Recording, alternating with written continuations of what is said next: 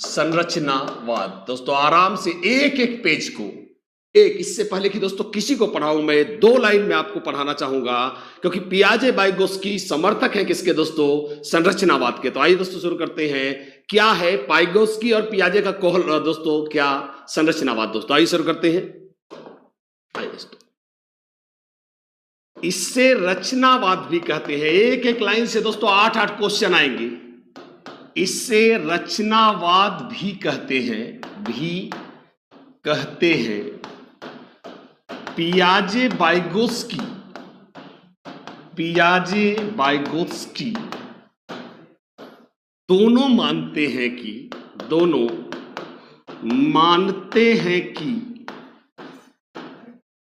ज्ञान की रचना होती है, इसे प्राप्त नहीं किया जा सकता। इसे प्राप्त नहीं किया जा सकता। दोस्तों क्या मजेदार कहानी। दोस्तों एक बार देखेंगे फटाक से। इससे रचनावाद भी कहते हैं। वाइगोत्स्की पियाजे दोनों मानते हैं। दोस्तों मैं चाहूंगा हट जाऊं, आप स्क्रीनशॉट ले सके। मैं बेसिकली मेरा मोट्टो है कि आप स्क्रीनशॉट लगे दोस्तों, एक बार शेयर करेंगे और एक बार स्क्रीनशॉट लेते रहेंगे। दोस्तों शुरू करेंगे। हाँ, वाइगोत्स्की पियाजे दोनों मानते हैं दोस्तों कि ज्ञान को, मैंने दोस्तों बराबर कहा है कि गुरु जी से ज्ञान को प्राप्त नहीं किया जा सकता। शिक्षक सिर्फ एक मार्गदर्शक है। इसलिए पियाजे ने, आपने उनका महान कथन, आज चीजों को कनेक्ट करूंगा दोस्तों, आपने पियाजे का महान कथन सुना होगा जिसमें पियाजे ने क्या कहा? विद्यार्थी सिर्फ ज्ञान की रचना कर सकता है। बच्चे नन्हे वैज्ञानिक हैं और अपने ज्ञान की रचना खुद करते हैं गाइज। यह दिखाता है किसका सिद्धांत? पियाजे का सिद्धांत। और यह साफ साफ है गाइज क्या? कि संरचनावाद। यह रचनावाद है दोस्तों। फिर सुनेंगे। रचनावाद कहता है ज्ञान की रचना होती है, ज्ञान को प्राप्त नहीं किया जा सकता गाइज। हाँ, इसलिए रचनावाद 8 से 10 बार क्वेश्चन आ चुका है इसी टाइप में। आइए एक बार देखते हैं दोस्तों। रचनावाद के 2 भाग हैं, देखेंगे। रचनावाद के 2 भाग हैं। रचनावाद के 2 भाग हैं, सामाजिक रचनावाद और संज्ञानात्मक रचनावाद। दोस्तों कौन से रचनावाद? संज्ञानात्मक। अगर आप ध्यान से देखेंगे इस, तब आपको समझ में आएगा क्या कि सामाजिक रचनावाद के समर्थक है वाइगोत्स्की और संज्ञानात्मक रचनावाद के समर्थक है कौन? जीन पियाजे। दोस्तों एक बार स्क्रीनशॉट लेंगे, फिर आगे चलेंगे। आज पढ़ाना चाहूंगा। इससे रचनावाद भी कहते हैं। पियाजे वाइगोत्स्की दोनों मानते हैं कि ज्ञान की रचना होती है, इसे प्राप्त नहीं किया जा सकता। रचनावाद के 2 भाग हैं, सामाजिक रचनावाद वाइगोत्स्की शॉर्ट में लिख दिया है, और संज्ञानात्मक रचनावाद गाइज पियाजे। यह दोस्तों इतने से ही 8 से 9 बार प्रश्न आए हैं, इसलिए इसको दोस्तों शेयर करेंगे और साथ ही साथ स्क्रीनशॉट लेते रहेंगे। दोस्तों लेट्स गो, स्क्रीनशॉट लेते रहेंगे और शेयर करेंगे। आइए एक बार आगे चलते हैं दोस्तों, एक बार आगे चलते हैं, शेयर करते रहेंगे और आगे चलेंगे। स्क्रीनशॉट जल्दी लेंगे दोस्तों ताकि मैं पढ़ा सकूं। आइए शुरू करते हैं। आइए नेक्स्ट पियाजे। तो आराम से एक एक लोगों से क्वेश्चन कराऊंगा, सिर्फ क्लास को एंजॉय करेंगे दोस्तों, रुक के पढ़ेंगे, रिलैक्स होके पढ़ेंगे। एक एक लोगों को कवर कराऊंगा। आइए दोस्तों जानते हैं पियाजे। दोस्तों इससे पहले मैं हमेशा बोलता हूं कि पियाजे में सबसे मुश्किल है, अगर कोई चीज सबसे ज्यादा मुश्किल है तो उनके शब्द हैं दोस्तों। इसलिए पियाजे को कोई भी टीचर जब पढ़ाए तो सबसे पहले शब्द समझाए, फिर आगे जाए। तो आइए दोस्तों एक बार देखते हैं पियाजे के शब्द। आइए देखते हैं पियाजे के शब्द। तो सबसे पहला दोस्तों, पियाजे का पहला शब्द जो मैं ले रहा हूं दोस्तों, वो ये है अनुकूलन। अनुकूलन। दोस्तों एक एक शब्द को आप लिखेंगे, एक एक शब्द को। विषम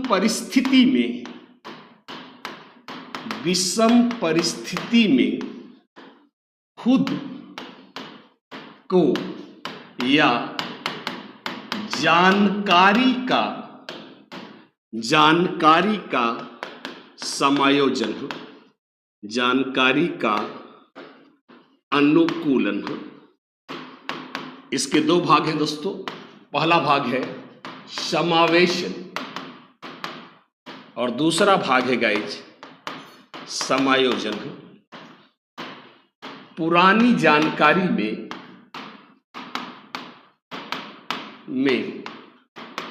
नई जानकारी डालना,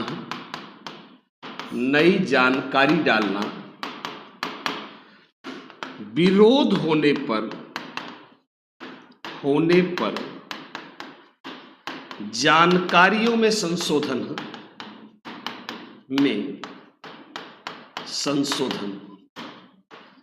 दोस्तों एक एक शब्द जब समझ लेंगे फिर आगे चलेंगे। दोस्तों एक बार देखेंगे, विषम परिस्थिति में खुद को या जानकारी का अनुकूलन। दोस्तों जैसे क्या हुआ कि जब हमारा कोई सिस्टम काम नहीं कर रहा है दोस्तों, जैसे हम गर्मी में रहने के आदी है, ठंड में जाएंगे दोस्तों, और जब हम ठंड में जाएंगे तो खुद को ठंड के लिए आदी बनाएंगे, यह क्या है? अनुकूलन। और दोस्तों पियाजे में एकदम एक अलग कॉन्सेप्ट है दोस्तों, इसे हम कहते हैं समावेशन और इसे बोलते हैं क्या? समायोजन। इसके दो भाग है गाइस, देखिए ध्यान से सुनेंगे। ओके शुरू करते हैं दोस्तों। और मैं चाहूंगा कि आप इसके इंग्लिश शब्द जरूर देखें दोस्तों, इसके इंग्लिश शब्द को जरूर देखें, क्योंकि यहां दोस्तों इंग्लिश ही वो चीज है जो आपको बचा सकती है। तो आइए दोस्तों एक बार देखे हैं, असिमिलेशन एंड अकोमोडेशन। ये दूसरा है दोस्तों अकोमोडेशन। Let's go. समायोजन को बोलेंगे दोस्तों अकोमोडेशन, अकोमोडेशन। अब दोस्तों ध्यान से 2 मिनट फोकस करेंगे और सुनेंगे, जब आप समझ जाएंगे बोलेंगे हाँ सर हम आपकी बात को समझ गए। दोस्तों आइए शुरू करते हैं। दोस्तों एक बच्चा कर रहा है पुरानी जानकारी में नई जानकारी को डालना। दोस्तों एक बच्चा जानता है क्या कि दोस्तों गोली, कोई भी गोली चीज खाने के लिए बनी है, इसलिए कपूर की गोली दोस्तों एक उसको टॉफी मिलती है, एक कैंडी गोली सी मिलती है, खा लेता है। आज दोस्तों उसे कपूर की गोली मिल गई, उसने कपूर की गोली को उठा के खा लिया, यह सोचकर कि ये भी खाने वाली गोली है। यह समावेशन है गाइस, इट्स असिमिलेशन, या यह है समावेशन। और दोस्तों इधर देखिएगा, इधर से देखिएगा, एक बच्चा याद करता है, देखिए दोस्तों साफ साफ लिखा है, विरोध होने पर जानकारी में संशोधन। एक बच्चा याद करता है क्या कि सिर्फ कौवा काला होता है, और अब जब कोयल देखता है दोस्तों तो सिर्फ काला याद करने के कारण विरोध होता है, इसलिए वह फिर से, ध्यान से सुनेंगे, इसलिए वह फिर से जानकारी को सेट करता है और नया अंतर करता है दोस्तों। किसके आधार पर? आवाज के आधार पर। ध्यान से देखेंगे दोस्तों, नया अंतर किसके आधार पर करता है? आवाज के आधार पर। कि कोयल कुकू करती है, सुनेंगे दोस्तों, कोयल कुकू करती है, कौवा काव काव करता है, पर दोनों में एक बात कॉमन है कि दोनों का ही रंग क्या है? काला। तो दोस्तों यह रहा समावेशन और यह रहा समायोजन। एक बार यस करें दोस्तों, स्क्रीनशॉट, लेट्स गो।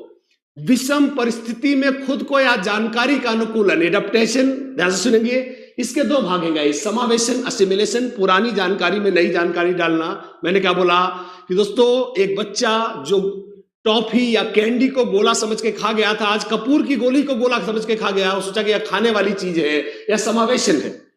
और दोस्तों अंतर अगर कर ले गए तो यह समायोजन है गाइस। सिंपल सी बात है, मैं इसको एक शब्द में समझा सकता हूं, और एक शब्द में इसका अर्थ है कि अगर आप जानकारी में अंतर कर ले गए तब तो समायोजन है। अगर आप जानकारी में अंतर नहीं कर पाए, पुराने वाली में नई को डाल दिए दोस्तों, तो यही कहलाएगा क्या? इसी को हम कहेंगे क्या? समावेशन। I hope guys you understand, सब लोग समझ रहे हैं। आइए एक बार आगे चलते हैं दोस्तों, लेट्स गो। एक बार स्क्रीनशॉट लेंगे, आगे चलेंगे। एक एक शब्द दोस्तों कवर होगा, एक एक शब्द कवर होगा, एक एक वर्ड कवर होगा दोस्तों। आइए शुरू करते हैं, आइए एक बार देखते हैं दोस्तों। यस लेट्स गो, आइए शुरू करते हैं। आइए और अब चलेंगे दोस्तों हम नेक्स्ट क्वेश्चन पर, अगले पॉइंट पर। आइए दोस्तों, अगला शब्द है साम्य धारण।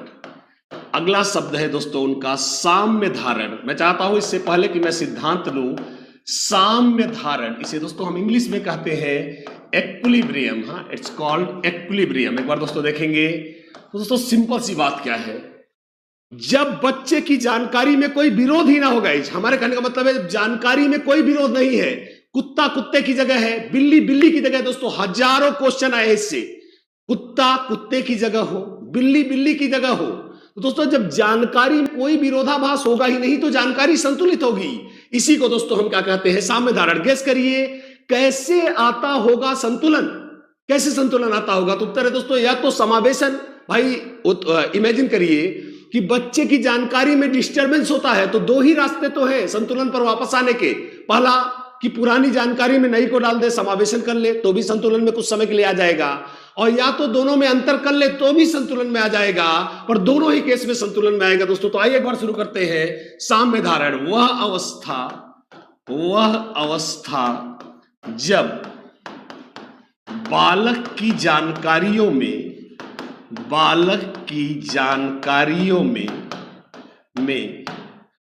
कोई विरोधाभास नहीं है, कोई विरोधाभास नहीं है। आइए दोस्तों वह अवस्था और यह प्रक्रिया आइए दोस्तों देखते हैं, यह प्रक्रिया समायोजन या समावेशन द्वारा पूरी होगी है, समावेशन द्वारा पूरी होगी। तो दोस्तों एक बार स्क्रीनशॉट लेके आगे चलेंगे। यह रहा दोस्तों हमारा टर्म नंबर 3। आइए दोस्तों मैं चाहूंगा फटाक से एक बार स्क्रीनशॉट ले, फिर आगे चला जाएगा। एक बार स्क्रीनशॉट ले और जल्दी से गाइस शेयर करते रहे। आज सिर्फ शेयर करिए गाइस, सिर्फ शेयर करिए और मुझे दोस्तों आगे बढ़ाइए। एक बार यस करें, हाँ सर हम समझ गए हैं। मेन मोटो दोस्तों पढ़ाना है, तो एक बार बताया मुझे हाँ सर हम समझ गए, ताकि मैं आगे बढ़ सकूं। और आइए दोस्तों आगे चलते हैं, लेट्स गो। यस आप स्क्रीनशॉट ले सकते हैं, मैंने आपको टाइम दिया गाइस। अगला है दोस्तों संगठन, जिसे दोस्तों हम कहते हैं इंग्लिश में ऑर्गेनाइजेशन। क्या कहते हैं? ऑर्गेनाइजेशन। तो ऑर्गेनाइजेशन क्या है दोस्तों? ध्यान से सुनेंगे एक बार। क्या? बच्चा अपनी जानकारी को सुव्यवस्थित करता है, इसे संगठन कहते हैं। इसे संगठन कहते हैं। और दोस्तों एक बार चलेंगे, अगला शब्द है स्कीमा। दोस्तों आपने सुना होगा, पियाजे का एक बड़ा फेमस शब्द है दोस्तों स्कीमा। दोस्तों एक बार समझाऊंगा, गेस करिए दोस्तों। बच्चे अपनी जानकारी को कैसे स्टोर करते हैं? एक बार ध्यान से देखेंगे। बच्चे दोस्तों जानकारी को कुछ ही स्टोर करते हैं। यह पशु है, यह कपड़ा है दोस्तों, यह है बर्तन। अब इसमें है गाय, बिल्ली, जानवर, बकरी, दुनिया भर का। यहां है कपड़े, टी शर्ट, पैंट, शर्ट। यहां है बर्तन में थाली, प्लेट। दोस्तों कहने करते हैं बच्चे की जानकारी के छोटे छोटे खंड, ध्यान से सुनिएगा दोस्तों, बच्चे की जानकारी के छोटे छोटे खंड स्कीमा कहलाते हैं।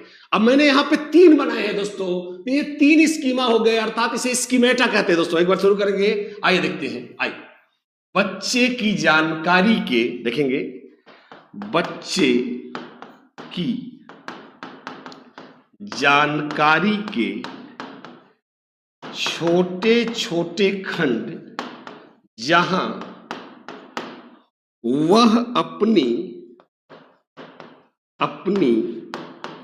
जानकारियां सहेज कर रखता है, इसे हम क्या कहेंगे दोस्तों? इसे हम कहेंगे क्या? इसे हम कहेंगे स्कीमा। क्या आप समझ गए हैं? कपड़ों का स्कीमा हो सकता है, जानवर का स्कीमा हो सकता है, किताबों का स्कीमा हो सकता है। दोस्तों बहुत सारे स्कीमे होते हैं, बहुत प्रकार का स्कीमा होता है, कई तरह का स्कीमा होता है गाइज। तो यह दोस्तों आप इसे, मैं हमेशा बोलता हूं, इसे आप मोबाइल के चिप से इमेजिन कर सकते हो दोस्तों। जैसे म्यूजिक प्लेयर अलग है, वीडियो प्लेयर दोस्तों अलग है, व्हाट्सएप अलग है, मैसेजिंग ऐप अलग है। तो दोस्तों सिंपल सी बात क्या है कि बच्चे की जानकारी के छोटे छोटे खंड, जहां वह अपनी जानकारियां सहेज कर रखता है, इसका बहुवचन, इसका प्लूरल स्कीमेटा होता है दोस्तों। स्कीमेटा होता है। और इसे दोस्तों स्कीमा से क्या बन जाता है? इसे स्कीमा से क्या बोलेंगे? स्कीमेटा बोलेंगे दोस्तों। इसे स्कीमा से क्या बोलेंगे? स्कीमेटा बोलेंगे दोस्तों। एक बार यस करेंगे, शेयर करते रहेंगे। इसे स्कीमा से क्या बोलते हैं? स्कीमेटा बोलते हैं। Yes, let's go. एक बार स्क्रीनशॉट लगे दोस्तों, फिर आगे चलेंगे। Let's go. यस, आई अगला है दोस्तों, अगला क्वेश्चन देखेंगे, अगला पॉइंट देखेंगे। स्कीम्स दोस्तों सबसे इंपॉर्टेंट है उनके शब्द दोस्तों। स्कीम्स एक अलग शब्द है गाइज, स्कीम्स एक टोटली अलग शब्द है, इसका स्कीमा से कोई लेना देना नहीं है। किसी कार्य को करने का संगठित पैटर्न, किसी काम को करने का सही क्रम स्कीमा कहलाता है दोस्तों। फिर सुनेंगे, किसी कार्य को करने का सही क्रम, सही पैटर्न कहलाता है स्कीमा। एक बार देखते हैं दोस्तों, आइए शुरू करते हैं। किसी कार्य को करने का सही क्रम। दोस्तों मैं एक बार एक उदाहरण के थ्रू समझाऊंगा। दोस्तों आपने क्वेश्चन सुना होगा जिसमें क्या कहा गया था कि एक बच्चा स्कूल जाने से पहले, ध्यान से सुनेंगे, एक बच्चा स्कूल जाने से पहले नहाता है, कपड़े पहनता है, जूते बांधता है, टाई लगाता है, बैग पीछे रखता है, फिर निकलता है।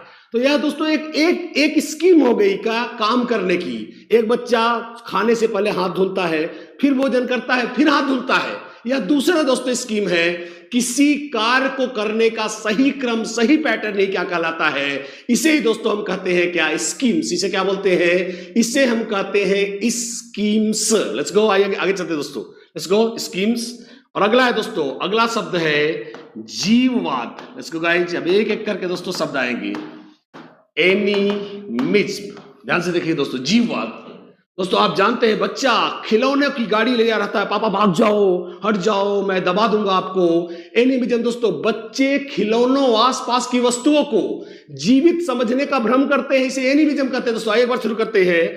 बच्चे, एक बार देखेंगे, बच्चे खिलौनों आदि को जीवित समझते हैं। ध्यान से सुनेंगे दोस्तों, जीवित समझते हैं, यह भ्रम ही क्या है दोस्तों? जीववाद है। अगला टर्म है दोस्तों, लगातार सारे टर्म्स ले रहा हूं, जीववाद। हाँ, अगला दोस्तों, हाँ, अगला शब्द है वस्तु स्थायित्व। लेट्स गो, वस्तु। दोस्तों एक एक शब्द पे 5-5 क्वेश्चन आए हैं। एक एक शब्द पे दोस्तों 5-5 क्वेश्चन आए हैं, मतलब 2-4 की बात ही छोड़ दीजिए, 5-5, 8-8 क्वेश्चन आए हैं दोस्तों। एक बार शुरू करते हैं। वस्तु स्थायित्व गाइस, सिंपल सी बात है। अगर आप बच्चे, जैसे दोस्तों बच्चा देख रहा है भैया भूख लगी है, मम्मी गायब है, तो बच्चा गला फाड़ के रोएगा दोस्तों, गला फाड़ के रोएगा, क्योंकि वो जानता है रोने से मम्मी आएगी। और दोस्तों यह बच्चे का वस्तु के न दिखने पर भी वस्तु को सोचना ही क्या कहलाता है? वस्तु स्थायित्व। क्या कि दोस्तों बच्चे का खिलौना गिर गया है,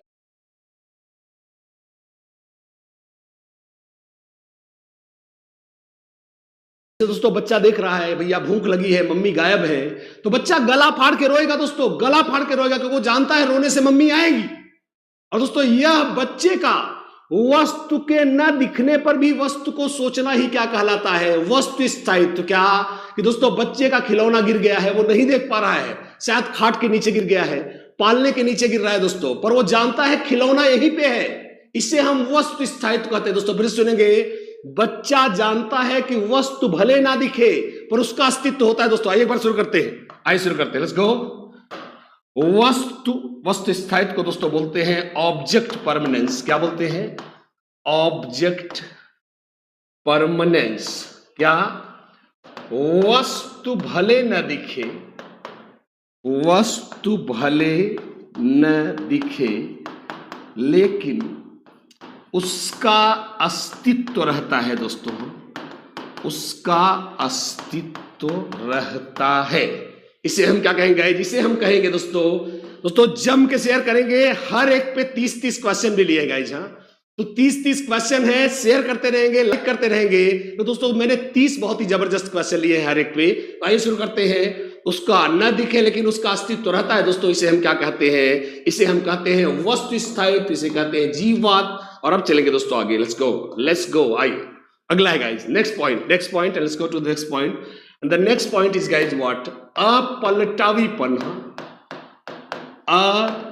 अपलटावीपन, या इसे दोस्तों बोलते हैं इरिवर्सिबिलिटी। लेट्स गो गाइस, शुरू करते हैं। इरिवर्सिबिलिटी क्या है गाइस? एक बार शुरू करते हैं, ध्यान से देखेंगे। बच्चा दोस्तों जानता है क्या कि अगर बच्चे को आप बोलोगे बेटा 3 2 जोड़ो, तो मैं दोस्तों हमेशा आपको क्लास में समझाता रहा हूं, वो उत्तर 5 बता देगा और दोस्तों ऐसे जोड़ेगा, 5 लाइनें यूं खींचेगा। और अगर दोस्तों उसको आप बोलोगे बेटा 3 और 2 वापस ले आओ, तो वो नहीं ले आ पाएगा, क्योंकि बच्चे को लगता है कि जिस बिंदु से वो वापस चला गया है, आगे चला गया है, उस पर वापस नहीं लौटा जा सकता। इसे ही दोस्तों हम क्या बोलते हैं? अविलोमिता। आप समझ गए हैं?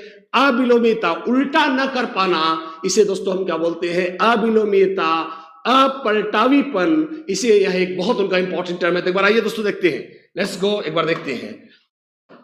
बच्चे जिस बिंदु से वापस चले जाते हैं, बच्चे जिस बिंदु से आगे निकल जाते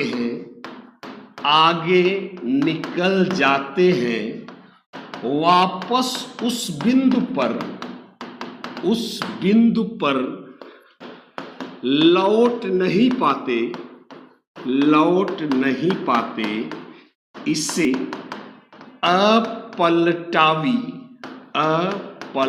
अपलटावीपन कहते हैं। दोस्तों अगला है संरक्षण का अभाव। अगला टर्म है संरक्षण का अभाव।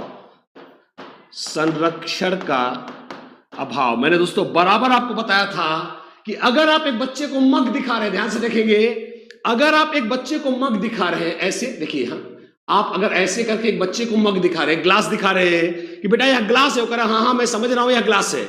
और दोस्तों अचानक, अगर आपने अचानक इसे बना दिया ऐसे मग, और आप उससे पूछेंगे बेटा बता ग्लास कहां गई, वो कहेगा मुझे ग्लास नहीं दिख रही है, अब मुझे मग दिख रहा है। एग्जैक्ट यही सेंस जो अपलटावीपन का है, बस अंतर इतना है कि यह सिर्फ किस में होता है, आकृति में होता है। दोस्तों सीटीटी के क्वेश्चन से ही बता रहा हूं, यह सिर्फ किस में होता है, आकृति में होता है दोस्तों। तो आइए एक बार देखते हैं संरक्षण का अभाव क्या है। इसे हम इंग्लिश में कहेंगे लैक ऑफ कंजर्वेशन। एक बार देखेंगे दोस्तों, लैक ऑफ कंजर्वेशन।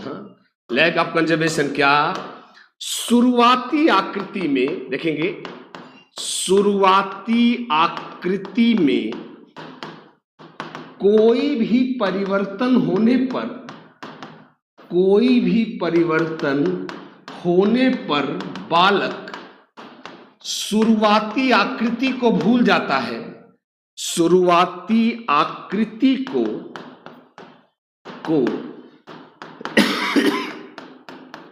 भूल जाता है, इसे संरक्षण का अभाव कहते हैं। संरक्षण का अभाव कहते हैं। दोस्तों एक बार बताएं मुझे क्या हम समझ रहे हैं। दोस्तों एक बार स्क्रीनशॉट ले गाइस, एक बार शेयर करें और एक बार स्क्रीनशॉट ले। दोस्तों बच्चे जिस बिंदु से आगे निकल जाते हैं वापस उस बिंदु पर लौट नहीं पाते हैं, इसे आप पलटावीपन कहते हैं। और दोस्तों संरक्षण का भाव सीधा सीधा क्या कहता है कि लैक ऑफ कंजर्वेशन, शुरुआती आकृति में कोई भी परिवर्तन होने पर बालक शुरुआती आकृति को भूल जाता है, इसे दोस्तों क्या कहते हैं, इसे कहते हैं संरक्षण का अभाव। और अब आएंगे दोस्तों, आगे चलेंगे, लेट्स गो। एक बार स्क्रीनशॉट लेंगे गाइस, फिर आगे चलेंगे दोस्तों, लेट्स गो। दोस्तों शेयर करते रहेंगे, धुआंधार शेयर करेंगे। अभी दोस्तों हम 20-22 मिनट में, दोस्तों यह 22 मिनट हुए हैं इस लेक्चर को, और दोस्तों अभी भी हम लोग कुछ खास नहीं जा पाए गाइज, कुछ भी खास नहीं जा पाए हैं। एक बार दोस्तों मैं चाहूंगा कि एक बार शेयर करें और आगे निकाले गाइज, एक बार जम के शेयर करें। आइए एक बार आगे चलते हैं, लेट्स गो। आइए दोस्तों शुरू करते हैं नेक्स्ट पॉइंट। अगला पॉइंट है दोस्तों केंद्रीकरण। केंद्रीकरण, केंद्रीकरण, और इसे बोलते हैं गाइज सेंट्रेशन। क्या बोलते हैं, सेंट्रेशन या सेंट्रलाइजेशन बोलते हैं। क्या कि अगर आप बच्चे को बोलोगे, क्या अगर आप बच्चे को बोलोगे बेटा एक काम करो, तुम बेटा एक काम करो, कुत्ता देखो, तो गधा कुत्ता ही देखेगा। वह अगर आप पूछोगे बेटा कुत्ते के कितने कान है, तो बोलेगा माफ करना पापा मैंने फोकस नहीं किया। तो दोस्तों बच्चे सिर्फ उसी बिंदु पर फोकस करते हैं जिस पर उन्होंने फोकस कर लिया, अर्थात एक समय में किसी भी वस्तु के सिर्फ एक ही पक्ष पर फोकस करते हैं, और यह दोस्तों कहलाता है सेंट्रेशन। फिर सुनेंगे बच्चे, एक बार ध्यान से देखेंगे, आई बच्चे, फिर सुनेंगे बच्चे, ध्यान से देखेंगे, आई बच्चे किसी वस्तु के सिर्फ एक ही पक्ष पर, सिर्फ एक ही पक्ष पर फोकस कर पाते हैं, फोकस कर पाते हैं इसे दोस्तों क्या बोलते हैं, इससे केंद्रीकरण कहते हैं। इससे केंद्रीकरण कहते हैं दोस्तों। अगला लेट्स गो। आइए दोस्तों अगला पॉइंट है हमारा सेंट्रेशन। नेक्स्ट अगला पॉइंट है हमारा, नेक्स्ट पॉइंट है दोस्तों आत्म केंद्रितता। आत्म केंद्रितता, और इसे बोलते हैं दोस्तों ईगोसेंट्रिज्म। ईगोसेंट्रिज्म, और ईगोसेंट्रिज्म दोस्तों क्या है, तो आइए आपको बताते हैं ईगोसेंट्रिज्म क्या है। आइए एक बार देखते हैं। आइए बच्चे सिर्फ अपने दृष्टिकोण को, सिर्फ अपने दृष्टिकोण को वरीयता देते हैं। क्या देते हैं, वरीयता देते हैं। इसे दोस्तों हम क्या कहते हैं, आत्म केंद्रितता। एक बार ध्यान से देखेंगे, बच्चे सिर्फ अपने दृष्टिकोण को वरीयता देते हैं, इसे हम क्या कहेंगे, इससे हम आत्म केंद्रितता कहेंगे। फिर से देखेंगे, बच्चे सिर्फ अपने, मतलब दोस्तों बच्चा सिर्फ अपने बारे में, आपके पास मैंने बोला था कि अगर रसगुल्ला रहेगा तो आप वाला खा लेगा, पर जब आपको इसकी खाने की बारी आएगी भाग जाएगा, आपको नहीं देगा रसगुल्ला। क्योंकि दोस्तों यह सिर्फ अपने बारे में सोचता है, और इसे गाइज हम क्या कहते हैं, इसे हम आत्म केंद्रितता या ईगोसेंट्रिसिटी कहते हैं गाइज। आइए आगे चलते हैं, लेट्स गो। स्क्रीनशॉट लेंगे, आगे चलेंगे दोस्तों, लेट्स गो। आइए शुरू करते हैं। आइए और अब आएगा दोस्तों पियाजे के कुछ बहुत ही इंपॉर्टेंट टर्म जो मैं चाहूंगा कि आप एक बार जरूर देखें दोस्तों। तो आइए एक बार पियाजे के कुछ और दमदार वर्ड्स देखते हैं। अगला वर्ड है दोस्तों पियाजे का जो अगला सबसे इंपॉर्टेंट टर्म मेरे निगाह में आता है वो है गाइस सामाजिक संचरण। सामाजिक संचरण, सामाजिक संचरण, it's called social transmission. Social transmission, it's called social transmission. और ये क्या कहता है गाइस, ध्यान सुनेंगे, वाइगोस्की से कंफ्यूज मत होइएगा दोस्तों, don't get confuse with Vygotsky. पियाजे ने नहीं कहा है कि अधिगम के लिए समाज महत्वपूर्ण है, उसने कहा समाज में प्राप्त ज्ञान को बच्चा अपने हिसाब से फिल्टर करता है। प्राप्त ज्ञान को ज्यों का त्यों नहीं, जानकारी बट रही है पर बालक उसको वेरीफाई करके तब सीखता है, और इसे कहते हैं दोस्तों सोशल ट्रांसमिशन, इट्स कॉल्ड सामाजिक संचरण। और एक बार देखते हैं दोस्तों इसको, बच्चे आइएगा दोस्तों, वाइगोस्की से यहीं पे अलग हो गया, बच्चे अपने सामाजिक सूचनाओं को स्कीमा में रखने से पहले, स्कीमा में रखने से पहले कुछ संशोधन भी करते हैं, कुछ संशोधन भी करते हैं दोस्तों। मतलब कहने का अर्थ है कि ज्यों का त्यों नहीं रख लेता है बच्चा। बच्चा प्राप्त सूचना को ज्यों का त्यों अपने दिमाग में नहीं रखता दोस्तों, जरूरत पड़ने पर उसमें कुछ महत्वपूर्ण चेंज करता है, और इसे गाइज हम क्या कहते हैं, इसे कहते हैं दोस्तों सामाजिक संचरण। क्या बोलते हैं गाइज, इसे कहते हैं सामाजिक संचरण। और आइए दोस्तों मैं चाहूंगा कि हम आगे बढ़े दोस्तों, आगे चलेंगे, बस स्क्रीनशॉट ले लेंगे और अब चलेंगे गाइज हम पियाजे के सिद्धांत पर। और दोस्तों एक भी सिद्धांत अगर आपको समझ में ना आए तो बोलना हाँ सर आप समझा नहीं पाए।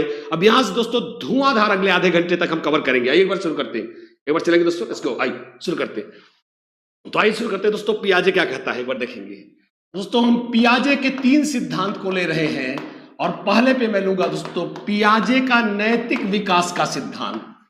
पियाजे का नैतिक विकास का सिद्धांत दोस्तों, मैं पहला सिद्धांत लूंगा पियाजे का नैतिक विकास का सिद्धांत।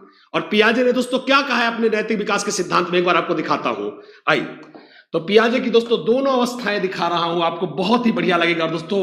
एक कई साल सीटीटी में कई बार क्वेश्चन आ चुके हैं पियाजे से, तो एक बार देखते हैं क्या कहता है पियाजे का सिद्धांत। पहले को दोस्तों हम कहते हैं विस्मांगी, ध्यान से रखिएगा, इसकी बहुत अच्छे से स्क्रीनशॉट निकालेंगे।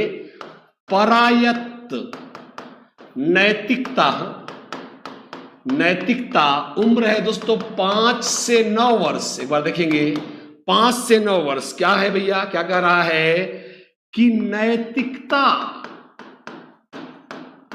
ईश्वर या माता पिता ने बनाई है, ईश्वर या माता पिता ने बनाई है, बनाई है, यह निश्चित है। देखिए दोस्तों यह निश्चित है, निश्चित है, इसमें बदलाव नहीं हो सकता, इसमें बदलाव नहीं हो सकता है। और दोस्तों क्या यहां पापा ने सिखाया, जीव को मारना पाप है। क्या दोस्तों उदाहरण दिया एक बार देखेंगे, जीव को मारना पाप है। और यहां दोस्तों कौन सी नैतिकता है देखिएगा, आइए दोस्तों, स्वायत्त, स्वतंत्र, स्वायत्त या सहयोगात्मक नैतिकता, सहयोगात्मक नैतिकता। और दोस्तों इसकी उम्र किताबों में 9 से 10 रहती है, पर दोस्तों मैं आपको बोलूंगा कि इसे आप 9 वर्ष से आगे माने, इसे आप 9 वर्ष के आगे माने।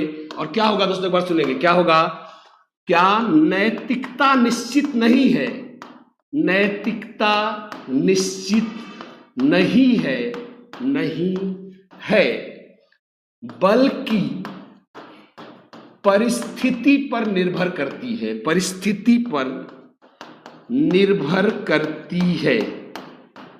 अब दोस्तों ध्यान से देखेंगे दोस्तों, बहुत ही दमदार तरीके से इसको देखेंगे।